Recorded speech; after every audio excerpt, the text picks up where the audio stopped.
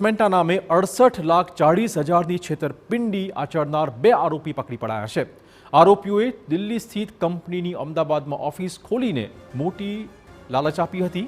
10 જેટલા ઇન્વેસ્ટર્સ પાસેથી રૂપિયા મેળવીને છેતરપિંડી કરી હતી। પોલીસની આર્થિક નિવારણ શાખાએ કંપનીના ડિરેક્ટર રવિ ચૌધરી અને તેના સાગરીતને પકડી પાડ્યા છે, જ્યારે અન્ય 2 આરોપીની શોધખોળ ચાલુ છે। આર્થિક ગુના નિવારણ શાખાની તપાસમાં સામે આવ્યું કે આરોપીએ જાન્યુઆરી 2023માં કંપનીની શરૂઆત કરી હતી।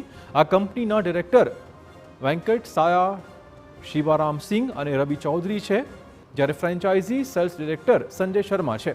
આ કંપનીની મુખ્ય બ્રાન્ચ દિલ્હીમાં આવેલી છે, જ્યારે અમદાવાદના પ્રહલાદનગર વિસ્તારમાં કંપનીની ઝોનલ ઓફિસ ખોલીને લોકોને ટાર્ગેટ કરતા હતા।